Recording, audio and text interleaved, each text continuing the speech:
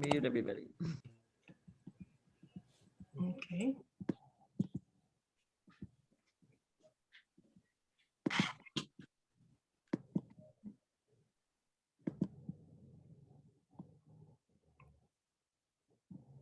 Okay, so welcome everyone. I have muted you all, I'm thinking, unless somebody comes on new.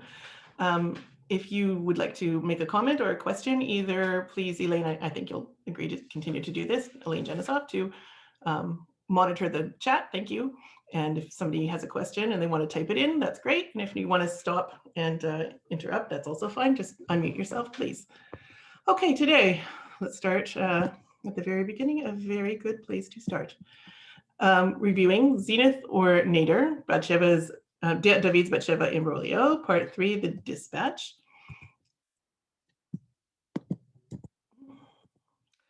So my thank you today is because we compare Torah to water. So I would like to thank Rabbi Korupkin for allowing me to be here and teach Torah to you, and for keeping the spigots of Torah, the water flowing at BAYT, and for Elaine Jenisov for continuing to make sure that those taps run smoothly. So thank you both again for allowing me to be here. I'm very honored and grateful and enjoying myself. So thank you.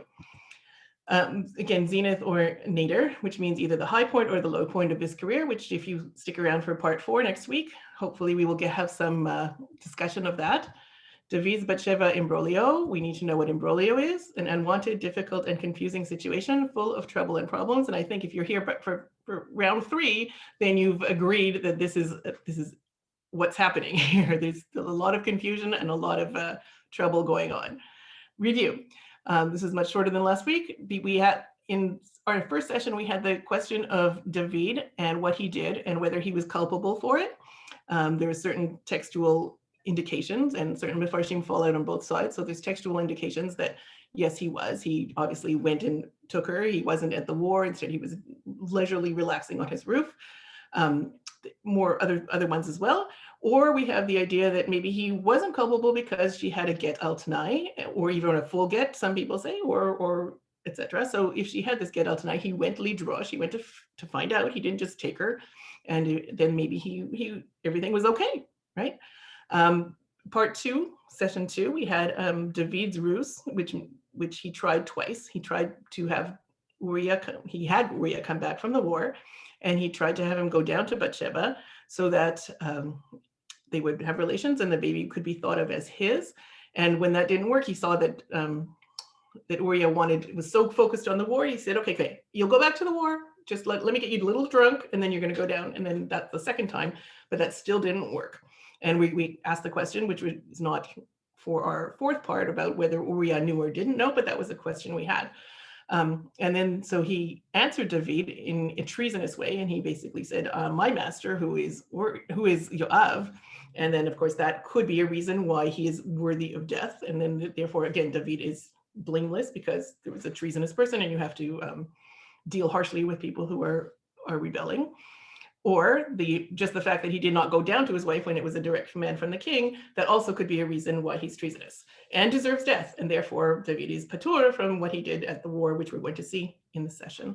So therefore, if David tried because he didn't want to kill him. Remember, we had the idea that David, if he would live, if Uriah would live, David would still be blamed for the sin of being with Batsheva.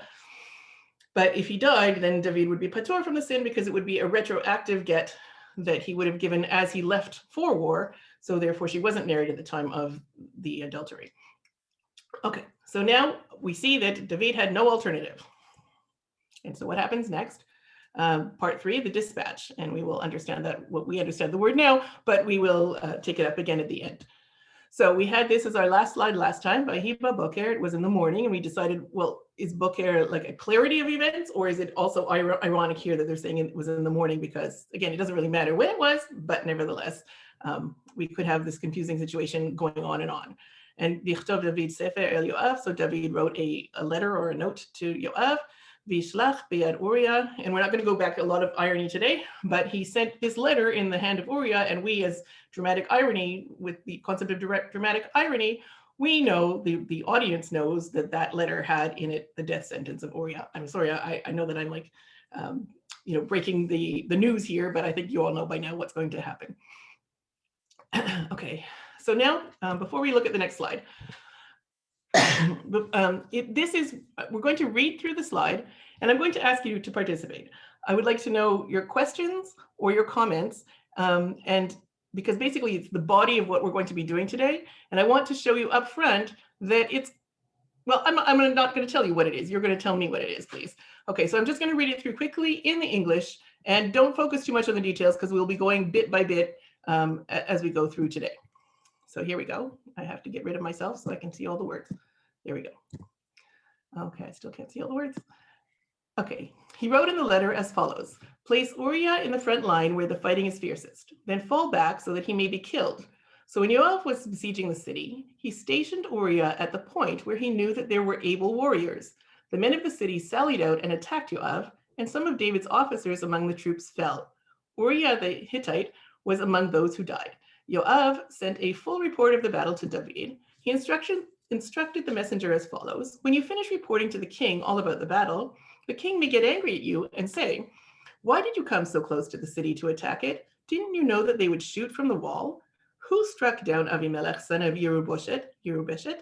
Was it not a woman who dropped an upper millstone on him from the wall at Tebez, from which he died?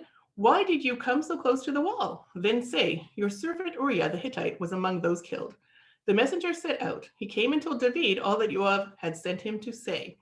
The messenger said to David, first the men prevailed against us and sallied out against us into the open. Then we drove them back up to the entrance of the gate.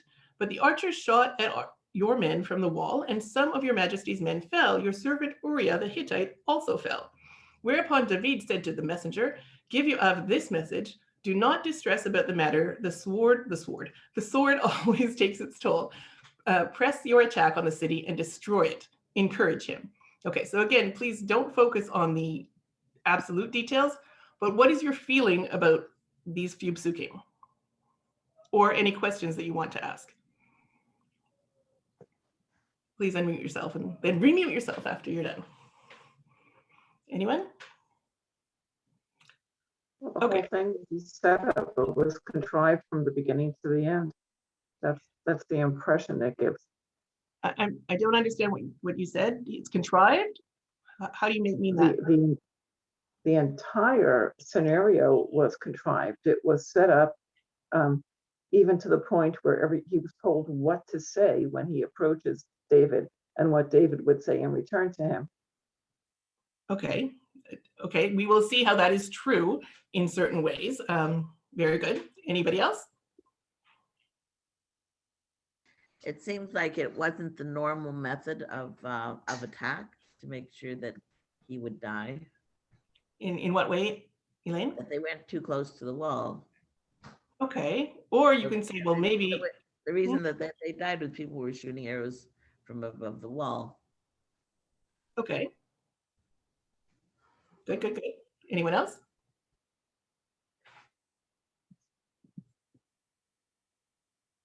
Just a quick. Hi, it's Rachel. How are you? Good morning. Good morning. Well, I think the only reason why I can't ask the question is because I don't feel like I even know enough to ask, because I'm just confused. Because ding ding ding ding ding ding. I thought that there was a clear instruction from King David of how this should happen, and then it sounds like it plays out differently. Correct. So good for you. Yes, you should be confused, and I think you're supposed to be confused about what's going on here. So thank you. That's the word I was looking for. You are confused because of what? Because of the expectation didn't meet the reality? Say that again? The expectation didn't meet the reality? Okay. I feel weird not having camera on, so hi guys. Yes, because there was, I mean, like, if we go through it slowly, I'm sure it'll all become clear. But yeah. It just seems that King David should have been. He gave a clear instruction of how this should go down, and so obviously things went differently exactly, and that's what we'll have to learn about. It sounds like the leading officers maybe took things into their own hands, or it sounds like we just need to investigate. Good, good. Can I just do a quick check? Elaine, I'm recording, right? Oh, shoot. Yes, yes. Okay, Recording. good. Yep. Okay, very good. Okay, so excellent. Good points, everyone. The other question I would have is, what's all this with Avimelech? Why are you throwing in that story there? Okay, so we're going to get to all of these answers, hopefully in the course of the next 50 minutes. Okay, so moving on. We're going to examine it under this rubric. It's the idea of Mivneh HaChazara, a recurring structure. And this, of course, has been in Tanakh, since the day Tanakh was made, but Meir Sternberg, a modern day scholar, just gave it a name. So the name is recurring structure. We can see on the side of the chart says Tachazit, the expectation, right? And usually that looks like a command or instruction. And the Pe'ula, the execution, and the Divuach, and the report.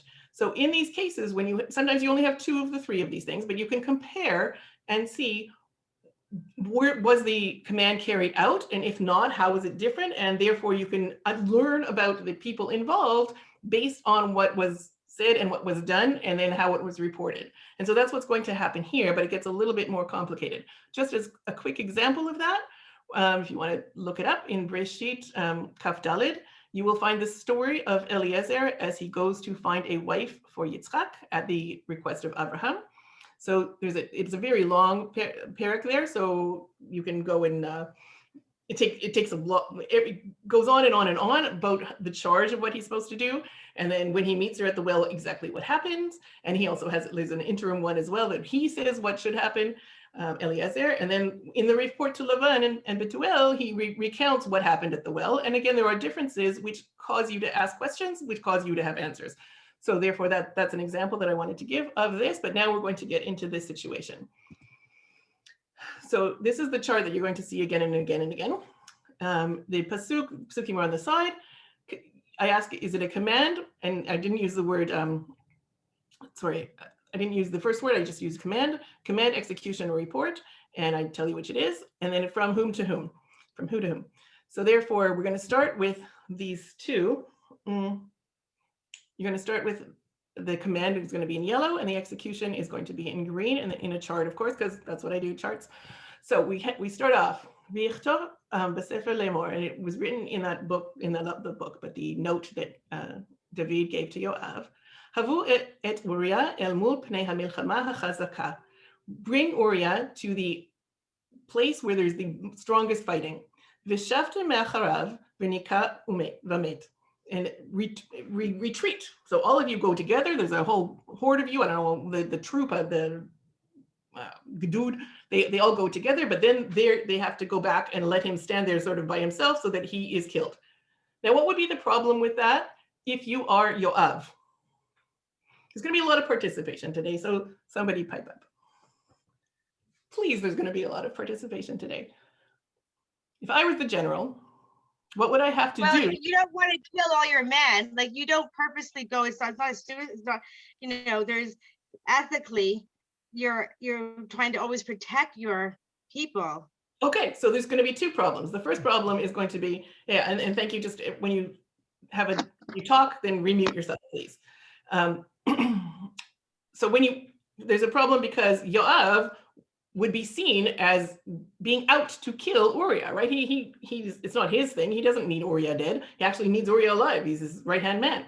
So therefore, he doesn't want to be publicly known that he's the one that killed Uriah, number 1, which would then reflect on David. And why is Yoav killing him? Because David told him.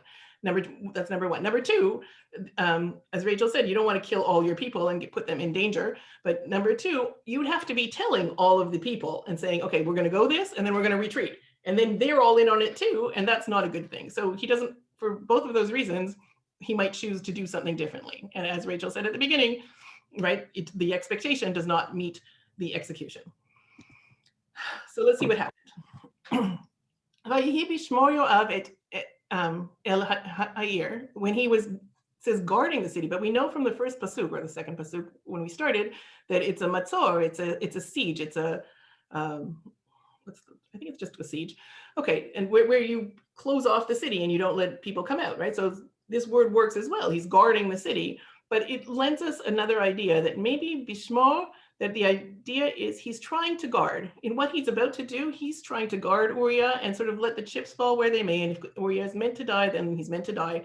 But if not, then okay. Okay, so v'yiten et Uriah, and he places Uriah el hamakom asher yada ki anashim anshe chayil sham, to the place where he knows that anshe chayil are. So now the question is, there's two possibilities. Are they anshe chayil of Yoav's men? So in other words, he's Shmuel, he's trying to protect him by putting him with a bunch of anshe chayil, or is he trying to put him against the anshe chayil of the city that they're besieging? So that's the question. It's an open question, but we're sort of looking at Yoav in a light that maybe he's trying his best, even though he's under the command of the king. Let's see what else happens. V'yitzu anshe ha'ir, and so the people of the city come out. V'yilachamu et Yoav, and they fight with Yoav. Interesting, so it seems to be that he's even there, maybe. V'yipol min ha'am me'avdei David, and from the nation, the servants of David, and interesting that it's not Avdei Yoav, right? So, because we had that issue before. The servants of David, i.e. the soldiers, fell, i.e. they were killed. V'yamat gam Uriah hachiti, and so also Uriah died. So now I'm going to ask the question, it's a simple answer. So where did Uriah die? In which location? According to what we've just read. It's one word, in the, or at the, or. Right? At the gate of the city? Do we see the gate of the city here? No. No. But I was wondering if they're besieging the city. They're at the entrance. Okay. They've just entered the city. No, they didn't enter. The people of the city came out. The men of the city sallied out and attacked Yoav. So if they came out of the city, they left the city gates, and they're now. Thank you for answering, though, but right outside the gates of the city. Right, outside the gate. So maybe in an open field or something, right? It seems like that. It doesn't say that the Yoav's men climbed the tower and were like trying to attack the city. They came out after the soldiers of Yoav, and it seems that he fell in a field, or at least not next to the wall necessarily. Okay, so now we're going to get the report. We're going to skip that middle part there, the white part, but what was the report that the messenger gave to David? And let's see how it lines up with the execution in part 2. Okay. So we've read already the green. Now let's read the purple. Vayomar hamalach el David. So the messenger says to David, Ki gavru aleinu hanashim, the people were prevailing against us. V'yitzu eleinu hasadeh, they came out to the field, right? They came out, the two red things. Here they came out and here they came out. He just adds the idea they came out to the field. V'yamutu ma'avdei hamelech v'gam avdei Uriah hachiti met. So just basically the blues are pretty much the same. They died. So we can say that in the middle, v'yilachamu et Yoav, that's filled in by this redacted portion here, right? We don't know what it says yet here, but obviously there's more details given in the report than there was in the execution. Okay, so what are some of those details? V'niyeh aleim ad petach hashar. So Toby remembered correctly that there was a gate involved. So he's filling in the storyline. We approached the gate, right? V'niyeh alehem, right? We were towards them. Vayoru hamorim el avdecha me'al hachoma. And so the archers then that's not the right word. What's the word? They arched. They sent their arrows to the people of David and Shot their arrows. They shot their arrows to the people down below. So the people me'al hachoma shot the arrows to the people down below. Okay, so that's the report that David gets in theory. Okay. So let's see what happens. We have to now fill in because there's an extra one. Usually it's command execution report, but now there's a second command, the command of Yoav, the messenger to the messenger about what he should say to David, right? Because the messenger didn't just look and see what happened in the field and then go report to David. He had to be commanded by his commanding officer and to be told what to say. Now, the question is, if you are commanded by your commanding officer to say something, do you say it whether it is true or not? What do you think? Yes or no? Yes. Yes, I think you do, right? You're going to have to, and I would even go as far as to say that these messengers, because they traveled far, they sort of either had a very good memory, right? They probably listened to every word that the commander or whoever was giving them the message said and related word for word. So that's my hypothesis. I can't tell you for sure. I haven't done research, but I'm suggesting that that might be the case. So let's see. So we have a whole bunch of redacted portions here because we're going to go through them slowly. So the first thing, the second thing, the first thing we see, and I did go back twice. So Vishlach Yoav Yegidl David et kol divrei hamilchama. So Yoav sent the full report of the battle to David. So that should be it. We really don't need any more, do we? Like, I mean, we have this, right? This is the command to David, to the messenger. And then we have the messenger's report, which is pretty much more in detail. Why can't we just say Yoav told the messenger to send the report to the thing? What is he missing? What must Yoav say to the messenger to make sure that the messenger gives this information to David? What does David want to know? What's the Oh, purpose? that's good. He wants to know that the guy is dead. Right, he wants to know that Uriah is dead, that the mission has been accomplished.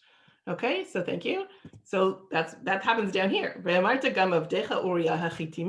So he says that your servant Uriah has been killed, but he can't just say that. And why can't he just say, well, this is how the battle went and Uriah died?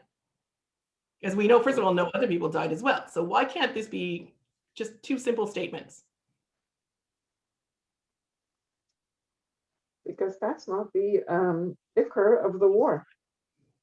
But it was David making the war to have a war? I mean, the war was happening anyway, right? The war is not about Uriah. The war was not about Uriah, but in theory, Yoav also knows that, remember Shalom, Shalom, Shalom before from last week? So he brought Uriah back from the war, got a full report of the war not too quite recently, right? Because he just gave the letter to Uriah. So this happened, 5 days later, maybe. So he knows about the war. So Yoav knows that he doesn't need to know about the war. What he does need to know about was the mission accomplished? Was Uriah killed? So, but if he would do that, if he would just say, I'm sending a message to say that Uriah is killed, then number one, the first person who would know it would be the messenger, right? And he would understand from that really that was the mission of Yoav, and that would be a bad thing because Yoav does not want to be accused of killing Uriah. That would be really bad for his men, right? Because if you can be killed because your general says so, then oh my gosh, like nobody would want to be in that army, correct? So what is all this? I doubt that they send a messenger back to the king every time a soldier dies. That would be very unlikely. So Dafka, then you wouldn't want to send a messenger Dafka this time that Uriah is killed. That would make it look even worse. So therefore, What is all the redacted part? What is why does the message have to be so long? Right? To obfuscate, to say, well, okay, I'm giving you a lot of information, and then tucked in within that information is the idea that Uriah died. So that doesn't seem to the messenger to be the main point. It's just because he was like a second to the general. Maybe that is important, but it shouldn't seem to be the only thing that's important. Okay, so let's unravel this redaction and see what happens. So Yoav basically is creating the story around this point. And first he says, so I bring Mitzudat David because it's not just Karyn's idea. And he says, the first part is not that important. It's basically stuff we've talked about. But the purpose of the message comes to the pink line.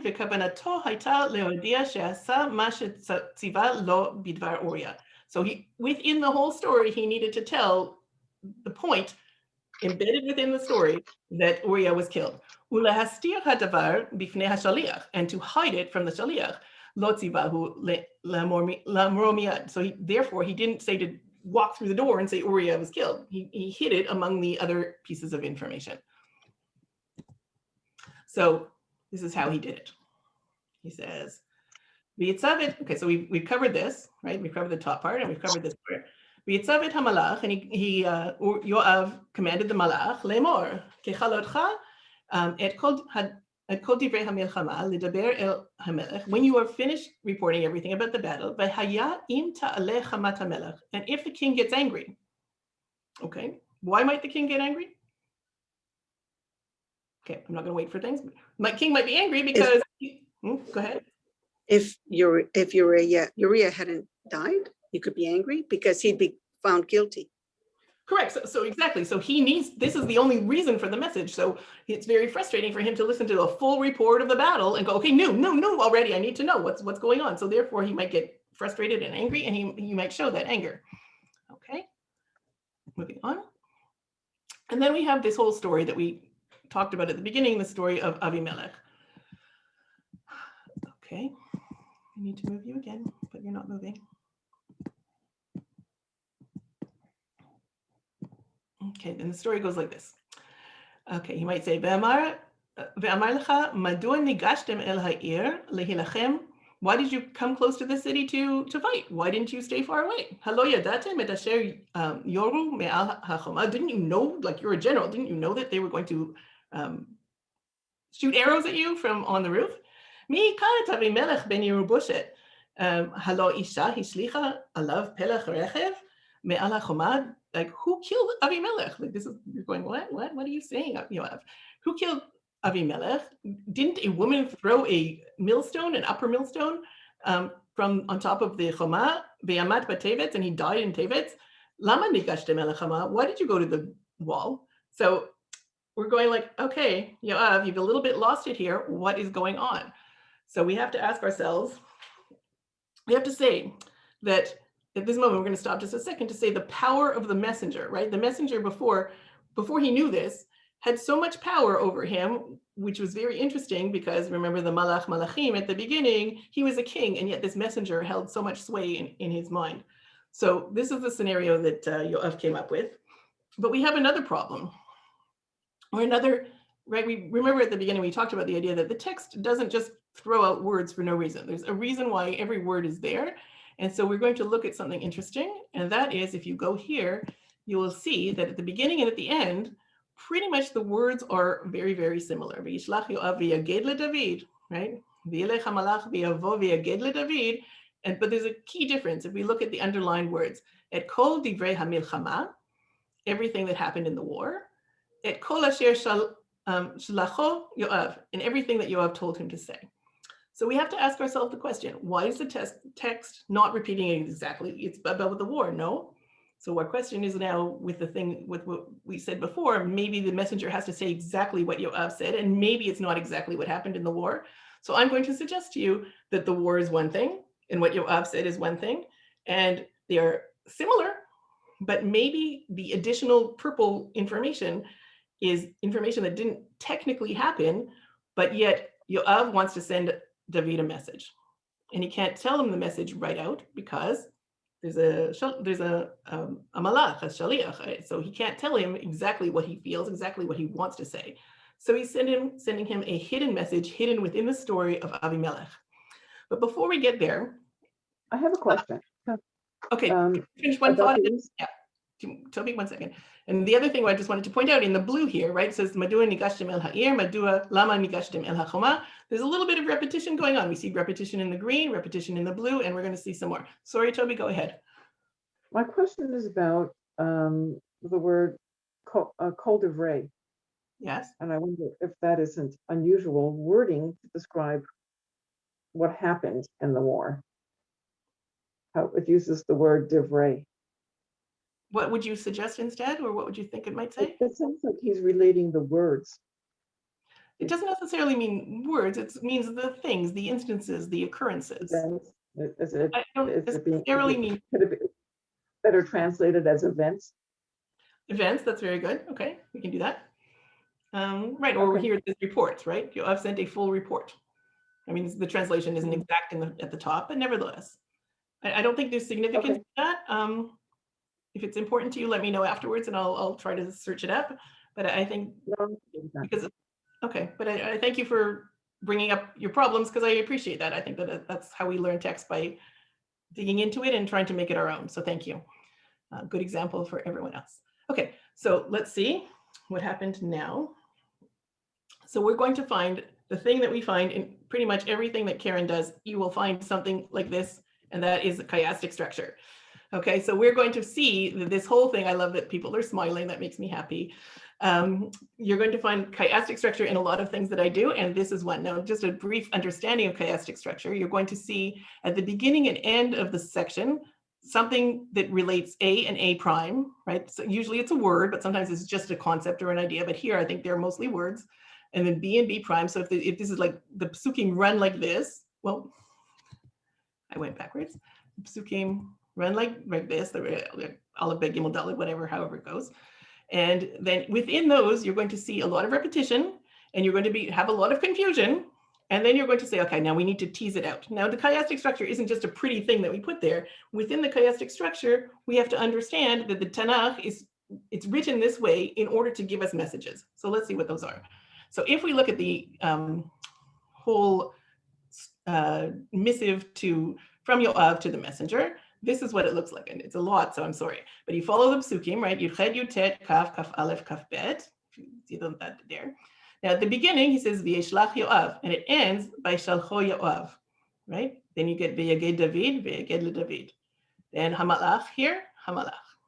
Okay, so that's sort of like the introduction. Those are the bookends to say, this is what's happening, right? This is the story. This is the story of the sending of the message from Yoav to David via the messenger, front and back, top and bottom. Then it has, like, we're going to leave out this yellow part and this yellow part right now. I don't know why it does that. Okay, and then it says, why did you come to the city? And I'm sorry again that it's not in English, but since we've reviewed it in English, I think we can follow. And lama nigashtem, over here. And then me'al hachoma. And then classically, when you get to the middle of a chiasm, that is the message. That is the thing that holds the most weight, and it is the reason for the chiasm. So here is the idea of who killed the king. His name is Avimelech, and Halo Isha, was it not a woman who threw something over the wall to him? So, and then we get the embedded message. So I'm going to not project. I'm going to promote the idea that this chiastic part is the main message of Yoav to David, and this is just what needed to be said, right? When the king gets angry because he hasn't heard yet that Uriah has died, so then you tell him that. That is the stated message, but the hidden message is all of this. Now, what does this all mean? You can look at it and you can say, okay, it really does have a parallel, right? Because we're saying that this story is of somebody who was on a wall and, what was I going to say? And threw something over the wall. This time it wasn't an arrow, but nevertheless. So therefore it has a parallel to Uriah's story, right? Uriah's death. So therefore, on the pshat of it, on just a simple understanding, we can say, yeah, so I'm throwing in that story because, you know, it just makes parallel sense. Just to obfuscate, just to make it, to embed what you really wanted to find out, this yellow, this orange stuff, and obfuscate obfuscate this real message within some other thing that seems to make sense. But I'm going to suggest that it's not just that. I'm going to suggest that the Tanakh wouldn't do that, and Yoav wouldn't do that. He takes this story, which we're going to read a few psukim of in a few minutes, in a next slide, and he's going to make a parallel to what happened to David. Let's go. Does anyone want to hypothesize right now? Karyn, it's Aviva. Yes, Aviva. It's very interesting. Sorry I couldn't make it the last class, but I will try to catch up. Anyways, Okay, it's interesting that it mentions a story with a Isha, with a woman, right? Oh. And here in between, this is the reason why the whole thing is taking place. So Absolutely. And that this Isha, Dafka, the word Isha, remember, kept coming up again and again in the first session. And who is the Isha interacting with in this story, in the blue line? Avimelech, the Melech, the king. So this Melech and a king. Now we have some hints there, okay? So let's look at the story for a moment. Thank you, Aviva. This is just a few psukim. It's from Shoftim at the bottom there. It says, Migdalos haya betoch ha'ir. So this is a story in this perek. It's a very long perek of Avimelech, the king, and he is doing a whole bunch of different warlike activities, and this is one of them. You can go back and read it. I don't find it that interesting, but other than its relation to what we're learning today. And there was a fortified a tower within the city, and the city that was being besieged by Avimelech, obviously. So all the men and women fled to that. Obviously, the siege was effective. They fled to that migdal, to that tower. The kol balei ha'ir, and everyone within the city, v'yiskaru be'adam v'alu al gag hamigdal. And so they shut themselves within there, and they went up to the gag, V'yavo Avimelech ad hamigdal. So Avimelech, the king, came towards the tower. V'yilachem bo, and he besieged it. V'yigash ad petach hamigdal, and he went to the gate. Similar, right? He went to the opening. V'sarfu ba'esh, and he burned it. V'tashlech isha echad, pelach rechev. And so this woman threw something over, right? This upper millstone, and we'll see in a second. Al rosh Avimelech v'taritz et gulgalotov. Sorry, and she basically broke his skull with this upper millstone. So, are we seeing the parallels? Aviva started us off. What's the second parallel? Batsheva and the Okay, roof. it doesn't say Batsheva here, but what does it allude to? I think her on the roof. Right, ala gag. So things were happening on the roof. So that's the embedded message. Yoav didn't say the word gag, he used the word choma. And so one more thing. So let's look at my chart, because charts are us. So this is from the story we just read, and this is from our story. So Yoav's story is madua nigashtem, and then vayigash ad petach hamigdal. So the same word, somebody approached, right? They were me'al ha'choma. I mean, yes, Yoav is saying to David me'al ha'choma, but really he means v'alu al gag, right? This is a code word to mean gag. And then, so who hit Avimelech? And this woman. So still, we can say that this is just basically a story about people getting killed from below, and it can be a story about Uriah. But again, I'm contending that it's a hidden message, and to the unlocking key to this hidden message would come from the Midrash Tanchuma. And therefore, here, just the yellow and the blue is the important part. In this section of Midrash Tanchuma, we start with the idea, this is Siman 7, so therefore Siman Sheva, right, Siman Zayin. So therefore there was more before it and more after it, but it starts with the idea, they're discussing, is man created in God's image? And all of the discussion has to do with, well, he has this Yetzer Hara that he can't control, and God obviously doesn't, so therefore, etc., etc. So at this point it says, Bo ur'eh chalash shebechalashin milamala notzeach gibor milamata. Look, come and see that this weak, the weakest of the weak from above was able to vanquish the mightiest warrior from below. Right, again, we're still thinking Uriah, and okay, fine. But on the other hand, the idea, and then he brings the pasuk from Shoftim about she sent the millstone onto his head and killed him. So, but the problem is, what the embedded message from Yoav to David is, you were vanquished by your Yetzer Hara, by this woman that was on the roof that was enticing you, and you therefore gave into this, and you are that Gibor that was down below. Technically, he was above, but they were both on the roof. So that's where the parallel comes in. Okay.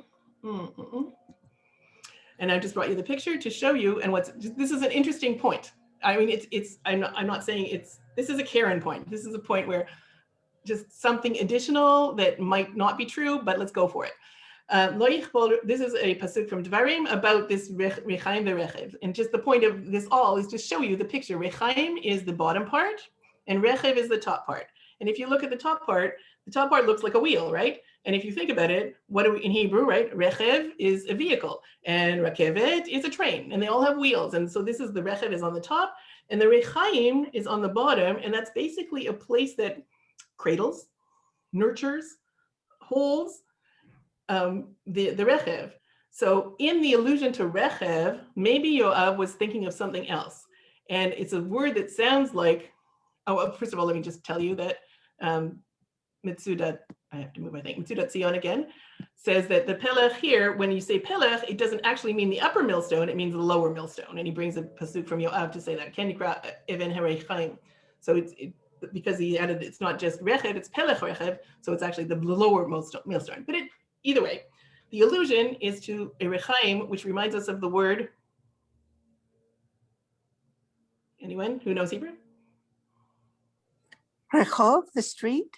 That would be rechev. Okay, so maybe, right? Rechev would remind us of street, but now I'm asking the word rechaim, because it's sort of like a skip. So he's skipping from rechev to rechaim to Rachamim? Racha? oh, close, very close. Rachamim? Rachamim is close, but it's you just have too many letters there. Okay, Ruach? so Ruach? take out the yud. Rachem. To it's not rechem. It's not the idea of rechem, a womb. Rachem? A womb. Rechem is a womb, and they say that because women have more rachamim because we have a womb, right? Because we have a rechem, we have more rachamim. Could be. I don't believe that. I don't want to be sexist. I'm sure many men have a lot of rachamim, but that's not the point. The point is here, he's now alluding to the idea that this rechem, that even if you had illicit relations, it is the rechem, it is this womb that is now holding a baby that is in trouble and is causing all of these things to come about because of you, right? So that's where we're going with that. And I mean, so that's pregnancy. the pregnancy, right? Batsheva's pregnancy, right? So all of this, it's a something hidden within something hidden within something hidden, and it's basically in Hebrew the word is bikoret. It is Yoav's indictment of David, but hidden in a way that the malach, that the messenger doesn't see it, but because David knows the story, David sees it. So I have a question. Did David tell Yoav the whole story? Like you sound like Yoav knows everything that happened. I think that Yoav, being a general, was probably quite smart, and he probably understood that when Uriah was being told to be killed, then maybe that he can put two and two together. Right? You don't become a general by being like. No, but he was also close to David, wasn't he? They were very close. Absolutely. Yeah. In some ways. I mean, I have a theory on that too, but that's not for today. Okay. So moving on, I have 15 minutes. Excellent. We'll go back to our main chart, and we see we're now going to look at David's response. Okay, so now we have the idea that basically Yoav is playing mind games, right? He's playing mind games with David. He's saying, David, I know what you did. I know this whole ruse was because of your sin, and we are trying to cover it up. I am not happy to have been a part of this. And in fact, if you go to the Abarbanel, he will say that one of the sins of David was that he caused Yoav to have to kill more of the people, the innocent people. So that's also because of the totza'ah, because of the outcome of what David did, innocent people were killed in addition to Uriah. And Yoav, of course, as a general, doesn't want his people to be killed. So Yoav is quite mad, I would suggest, right now at David. And so therefore, as an indictment of him, he sends this message, this embedded message, this hidden message. Yeah. I think it's not that it should be answered, but I think it's important to ask the question, what happens in a case where the king gives you an order that's really wrong? Do you have to comply with it, or you go against it? Oh, I love. And don't you love Tanakh because of this? Don't you love that in this small story of like 1 and 2 prakim, we have so many issues that are brought up that we have to deal with as human beings, and it's not like a little checklist of this is exactly how you must behave. It's huge. It's actually huge. It goes into your consciousness, your moral values, hierarchy of power. Right, because the Tanakh is not telling us that life is simple. The Tanakh is telling us life is complicated, and that things and again, we can take from that and go, so therefore we are going to judge David, but I'm sure we're going to fall out. Some people think he's guilty, some people think he's not guilty. So again, because the text doesn't tell us yes or no. And I think that's the beauty of most of the stories in Tanakh, because we have to grapple with them, because that's the purpose of Tanakh. The stories in Tanakh, right? All in addition to the laws, we have to understand that we can relate to people whose lives are complicated, because our lives are complicated. Okay, thank you, Aviva. That was great. Okay, so moving on. Any other questions? We have 15 minutes, so we're really good. And I'm taking more time today than the other days. Okay, so now we have David's response. And I didn't put it in purple, sorry guys, or whatever color it's supposed to be. So Vayama David el Hamalach. So David says to the messenger, Ko tomar el Yoav, please say this to Yoav. Al yira be'einecha et hadavar hazeh. Do not be distressed about this thing. Right, again, hadavar, so for Toby. Ki kazo ve'kazeh, or chazo ve'chazeh, tochal hacherev. Because this way and that way, the sword eats or devours the sword, right? It takes its toll. Hachazek milchamatcha. So reinforce your war. Al ha'ir, your siege of the ear, your attack of the city. V'harasa, and destroy it. V'chazkehu, and make him strong. So in other words, to the messenger, the message looks like, Yoav, I know you're sad because people have died, because that's what you've just told me. Uriah, all the rest of the people, don't worry, it's fine. Everything will be fine, right? Can we see how that's the shot of it, of that yellow pasuk saying, don't be upset from this? Okay. Could there be another message? It diffuses the issue.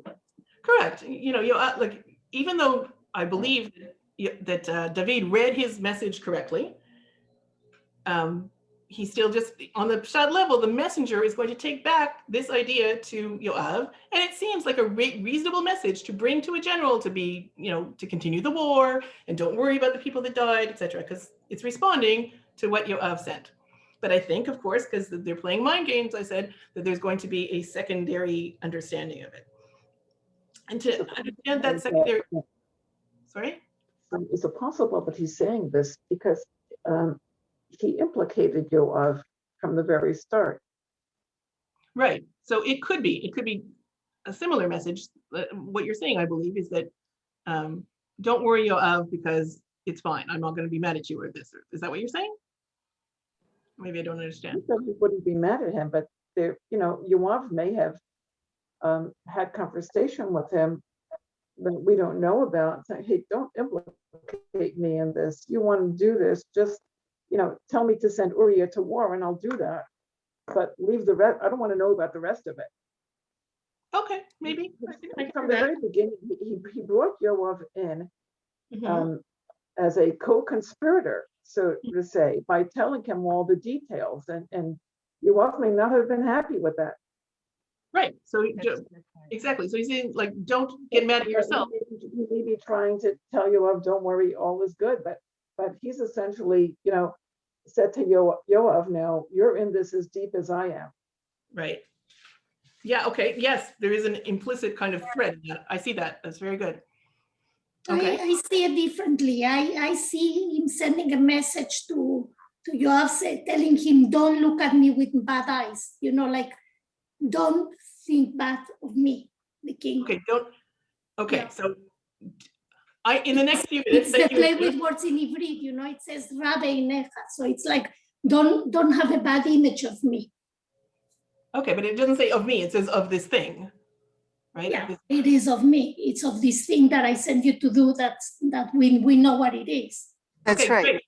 Okay, so good. So I'm going to try to, in the next few minutes, to substantiate Aviva's point and probably Toby's point as well, so thank you.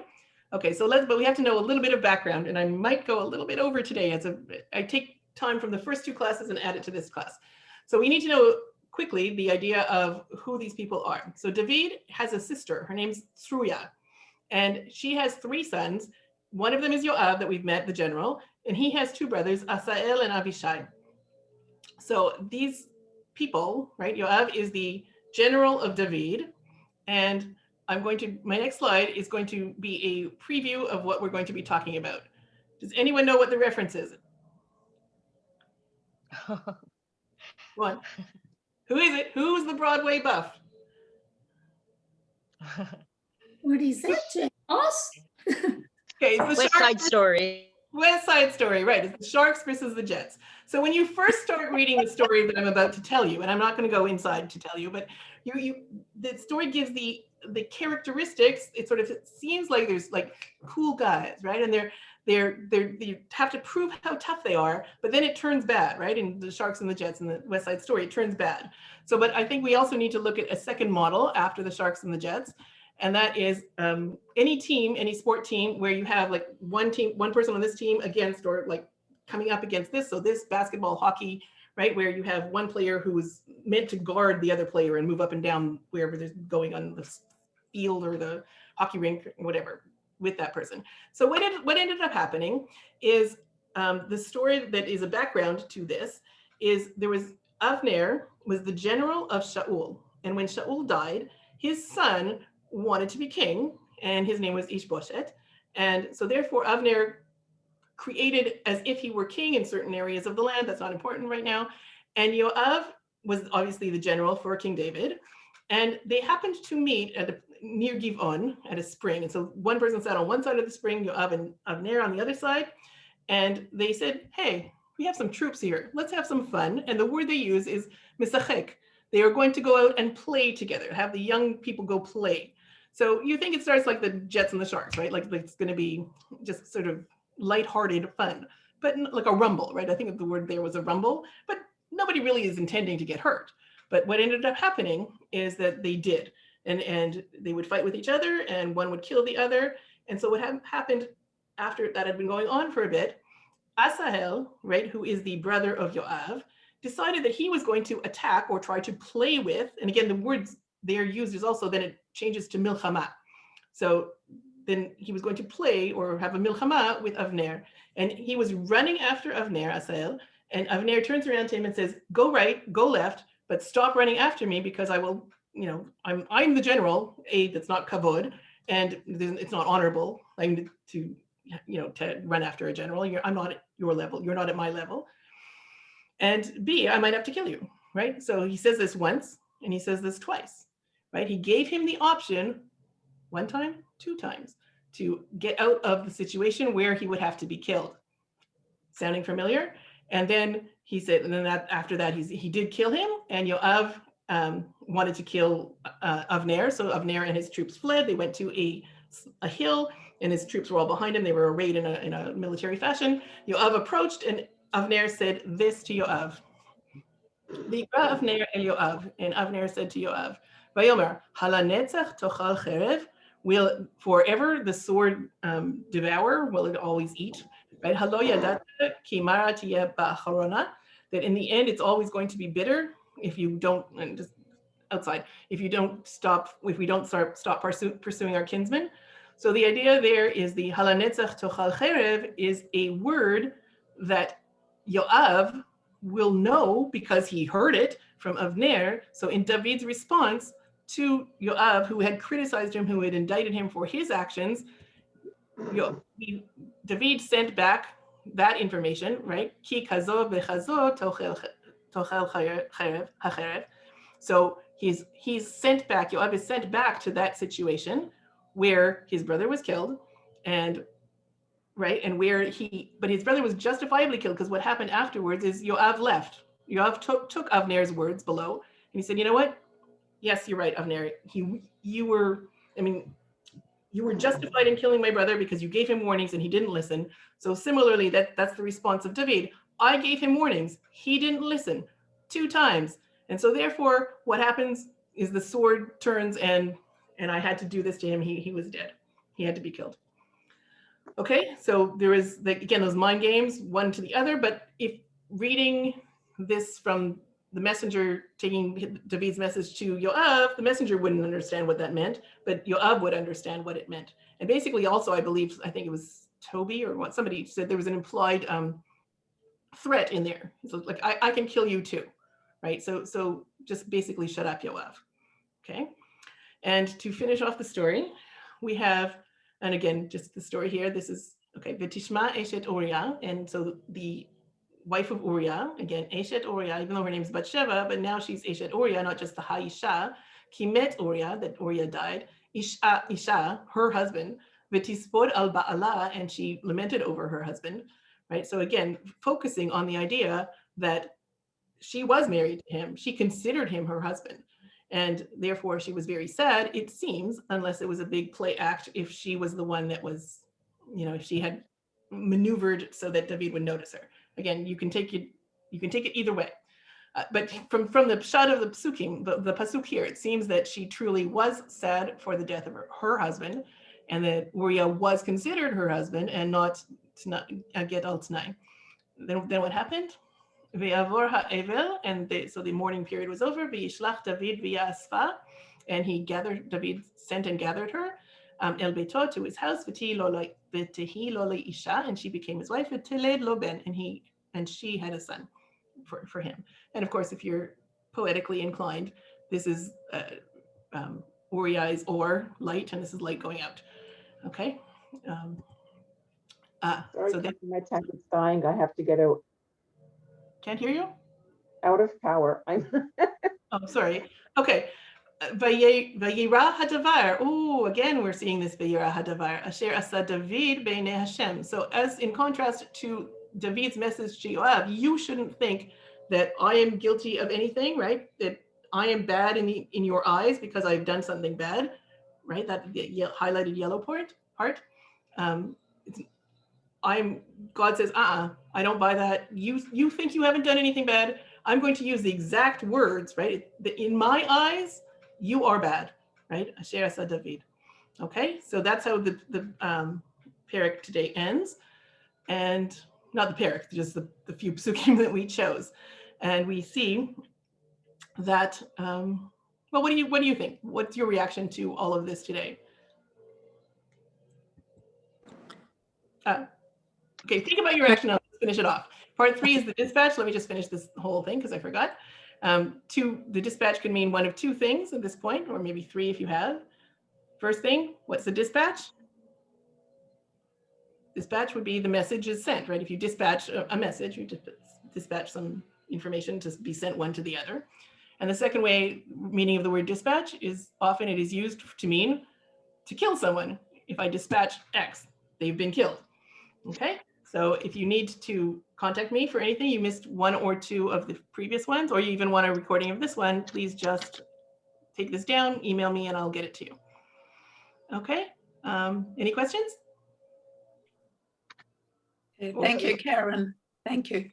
You're welcome. Oh, let me just stop Thank sharing you. so I can see you all. Okay, everyone got that who needed that? Or you can email I have a me. question. Sure. Oh, I can see you all now. Thank you. Thank you. You're all very welcome. Any questions? I would like comments. Like, how do you feel about this? Is this Karyn, I have a comment. sure? You have time to speak, Karyn? Okay, Elaine first. Elaine first, and then Okay. me. Sorry. So my comment is, so I think what we're seeing here is that we as people tend to look around to see what have people seen, what do people think, when what we should be thinking is what has God seen, what does God think? His eyes are always on us. That is stunning because the last pasuk exactly says that. All of this happened, but it really doesn't matter because what God sees. Thank you. That was absolutely beautiful. Yeah. Okay. Yes, Aviva? Sorry, I said Rachel. Rachel, do you want now? Thank you. So some bit of clarity through all like confusion and learning. It's wonderful to learn and grow, and I'm so inspired by how much work you put into this, and thank you so much. So my idea is that if we're all doing tshuva for each other and we're all connected, like it's always related. So it's also like this whole thing about COVID covering, where we wear a mask to protect others, and our good deeds and our righteous behavior is so that we don't harm others, and so that someone isn't paying tshuva for my misdeeds. So that's the connection I'm seeing. So you're saying like the connection between Yoav's misdeed and David's? I'm sorry, I don't hear you.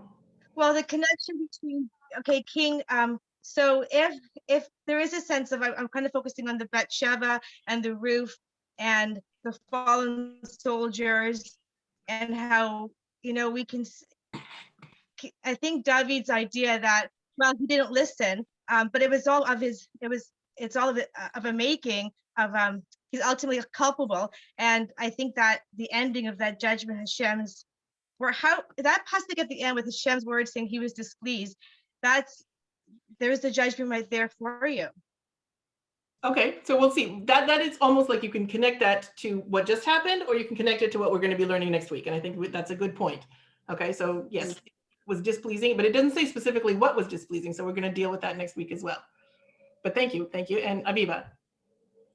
What I find really sad is that throughout all this dialogue, David, I know he cannot show what he feels because it's a messenger, but there's no hint of regret.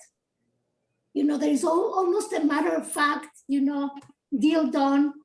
And I think that's why that pasuk comes at the end to say, you know what, you don't even have, because we all sin, right? That's why we all sin, come back to Hashem. But there is this,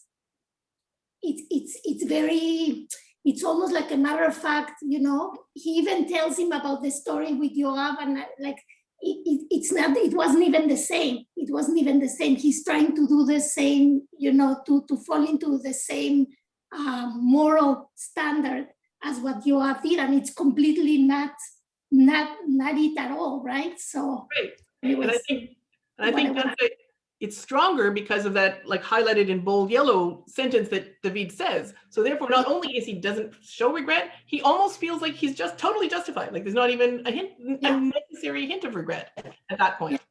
Okay, so thank you for that information, that comment. I have a question. The last class that I missed, is that the one that Elaine, is that the one you sent? Yes. Okay, thank you. Yeah, I sent it last. I also have for the first class the link if anyone needs it. I think it would be nice if you send all of them, because we can kind of see them again. They have been amazing. Thank you very much. Okay, thank you. I haven't stopped recording yet. I'm stopping recording. Yeah, stop recording.